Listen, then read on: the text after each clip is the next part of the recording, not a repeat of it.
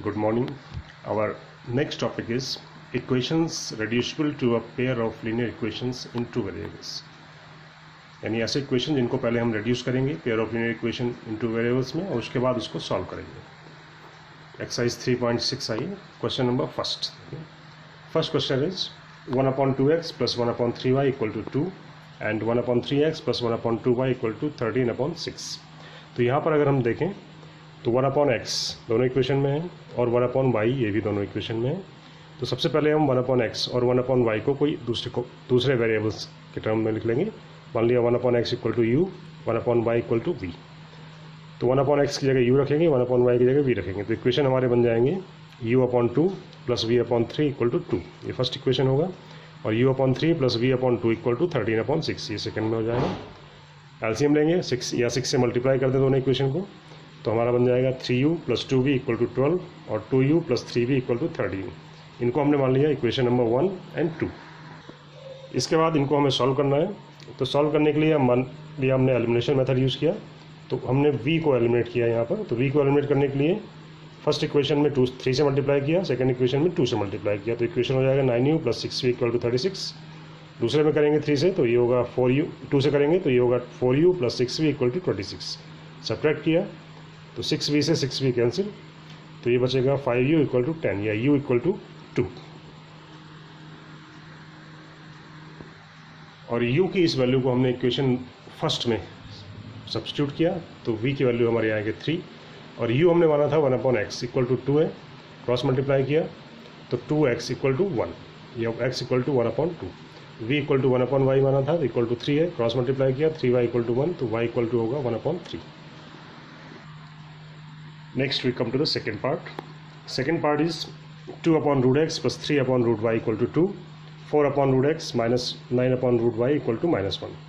तो यहाँ पर अगर देखें तो 1/√x और 1/√y दोनों इक्वेशन में है. तो इसको हमने मान लिया 1/√x इक्वल टू u और 1/√y इक्वल टू v.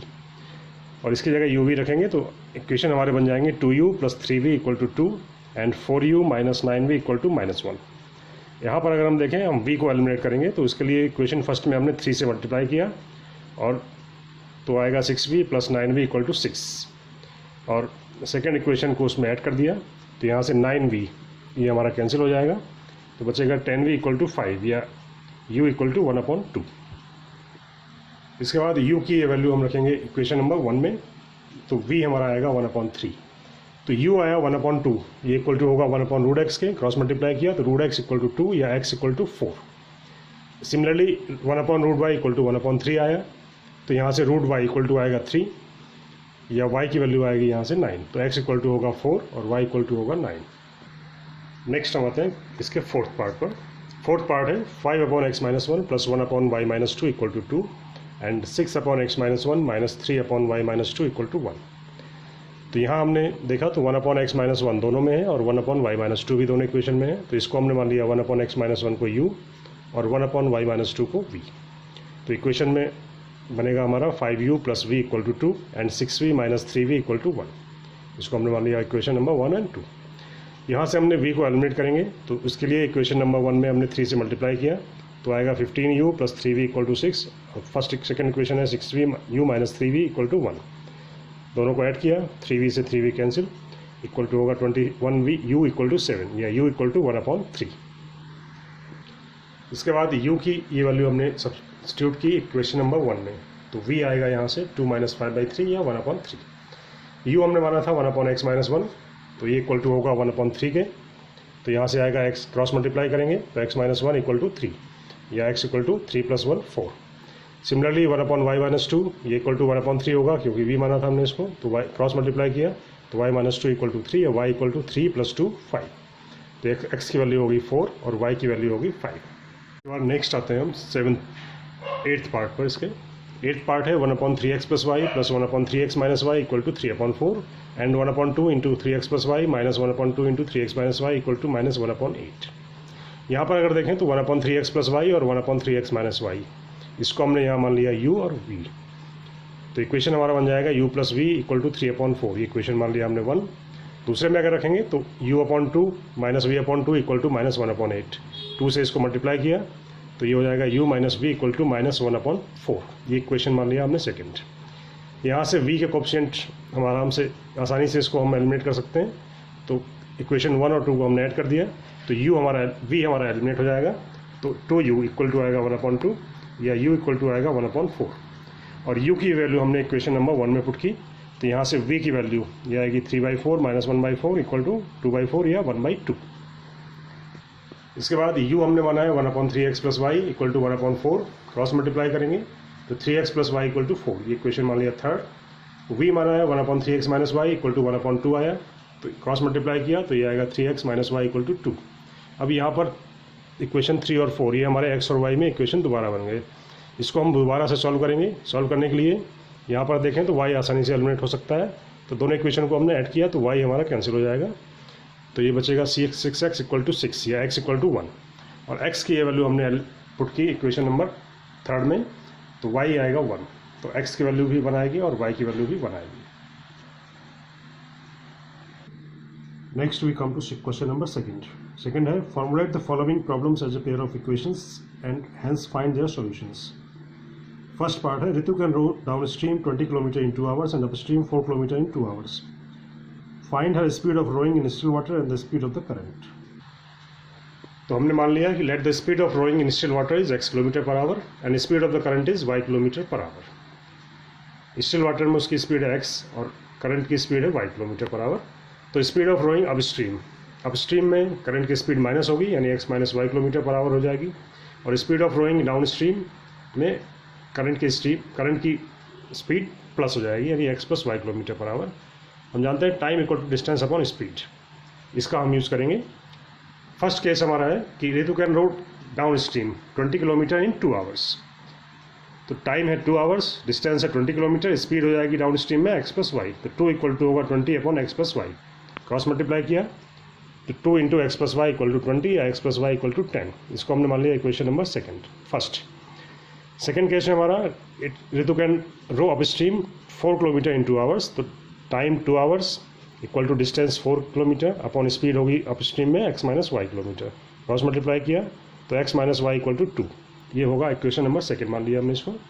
यहाँ पर हम y को एलिमिनेट करेंगे, तो इक्वेशन फर्स्ट और सेकेंड को हमने ऐड किया, तो ऐड करने पर आएगा 2x इक्वल टू 12 या x इक्वल टू 6, और x की ये वैल्यू हमने पुट की इक्वेशन नंबर 1 में, तो y की वैल्यू आएगी 4, यानी speed of rowing in still water is 6 kilometre per hour and speed of the current is 4 kilometre per our.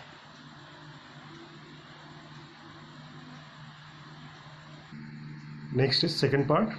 2 women and 5 men can together finish an embroidery work in 4 days, while 3 women and 6 men can finish it in 3 days. Find the time taken by 1 woman alone to finish the work and also that taken by 1 man alone. तो मान लिया let the time taken by 1 woman alone to finish the work is x days and let by 1 man alone is y days. तो x days में एक women पूरा काम करती है अकेले, एक y डेज में एक मैन अकेले काम करता है। तो work done by 1 women in 1 day ये होगा 1/x, और work done by 1 man in 1 day ये होगा 1/y। तो केस फर्स्ट हमारा है कि 2 women and 5 man can finish it in 4 days. तो 4 डेज में पूरा काम करते हैं, तो एक दिन में कितना काम होगा 1/4, और 2 वोमेन का एक दिन का काम होगा 2/x, 5 मैन का काम होगा 5/y। तो 2/x + 5/y equal to 1/4। Similarly second case है कि 3 women and 6 man can finish it in 3 days. तो वर्क डन इज 1 डे होगा 1/3, और इनका 3 वोमेन का 3 दिन का काम होगा, 1 डे का काम होगा 3/x, और 6 मैन का 1 डे का काम होगा 6/y। तो 3/x + 6/y इक्वल टू 1/3। अब इसको हम रिड्यूस करेंगे इक्वेशन इन 2 वेरिएबल्स में। तो हमने मान लिया 1/x इक्वल टू u और 1/y इक्वल टू v। तो इक्वेशन हमारे फॉर्म होंगे 2u + 5v equal to 1/4 and 3u + 6v equal to 1/3। इसमें हम u को एलिमिनेट करेंगे, तो इक्वेशन नंबर 1 में 3 से मल्टीप्लाई किया, इक्वेशन नंबर 2 में हमने 2 से मल्टीप्लाई किया, तो ये हो जाएंगे 6u + 15v इक्वल टू 3/4 और 6u + 12v equal to 2/3। Separate किया तो साइन चेंज होंगे, 6u से 6u कैंसिल, ये होगा 3v इक्वल टू 1/12 या v equal to 1/36। Equation number 1 में इसकी वैल्यू पुट की v की, तो u की वैल्यू आएगी हमारी 1/18, और u हमारा है 1/x, तो इक्वल टू होगा 1/18 के, तो यहाँ से x इक्वल टू आएगा 18, और v आएगा 1/y इक्वल टू 1/36 है, तो y इक्वल टू होगा 36। तो इसलिए time taken by one woman alone to finish the work होगा 18 days and time taken by one man alone to finish the work is 36 days. This is our answer.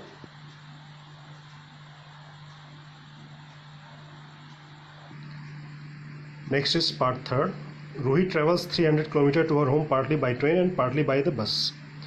She takes 4 hours if she travels 60 km by train and remaining by bus, and if she travels 100 km by train and remaining by bus, she takes 10 minutes longer. Find the speed of the train and bus separately. तो given है total distance covered by Ruhi, ये दिया है 300 km.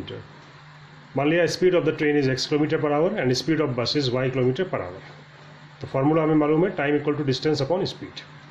तो first case हमारा दिया है कि अगर 60 किलोमीटर उसने ट्रेन से कवर किया और रेस्ट डिस्टेंस उसने कवर की बाय बस, तो distance time taken by train ये कितना होगा, डिस्टेंस अपॉन स्पीड, यानी 60 kilometre upon x speed of the train, plus distance covered by बस ये होगा, टाइम टेकन बाय बस होगा 240 अपॉन वाई, और दोनों का सम होगा 4 आवर्स. तो 60 से हमने डिवाइड किया पूरे को, तो 1 upon x plus 1 upon y equal to 1 upon 15. इसको हमने मान लिया इक्वेशन नंबर 1. सेकंड केस दिया है कि अगर उसने 100 किलोमीटर बाई ट्रेन कवर किया तो 100 किलोमीटर कवर करने में टाइम लगेगा उसको 100 अपॉन एक्स. 200 किलोमीटर उसने बस से कवर किया तो 200 अपॉन वाई. दोनों टाइम मिला करके पहले वाले टाइम से 10 मिनट्स लॉन्गर है. 10 मिनट्स मीन्स 10 अपॉन 60 आवर्स या 1 अपॉन 6 आवर्स. जोड़ेंगे तो 25 अपॉन 6, और 100 से पूरे को हमने डिवाइड किया तो 1 upon x plus 2 upon y equal to 1 upon 24. इसको हमने मान लिया इक्वेशन नंबर 2. अब यहाँ पर 1 अपॉन एक्स दोनों में है और 1 अपॉन वाई भी दोनों में है, तो इसको पहले हम रिड्यूस करेंगे. तो 1 अपॉन एक्स को हमने माना u और 1 अपॉन वाई को माना v. तो इक्वेशन हमारा बनेगा u plus 4v equal to 1 upon 15 और u plus 2v equal to 1 upon 24. इसको हमने मान लिया equation 3rd and 4th. u को हमने एलिमिनेट किया तो इसको माइनस करिए तो माइनस साइन चेंज हो जाएंगे. 4u ये बचेगा 2v इक्वल टू 1 अपॉन 40. तो v की वैल्यू आएगी 1 अपॉन 80 और v की ये वैल्यू हमने पुट की इक्वेशन नंबर 3rd में.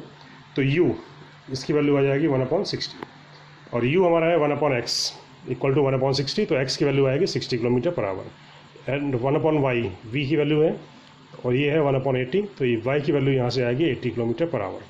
तो स्पीड ऑफ बस will be 80 km per hour and speed of train will be 60 km per hour.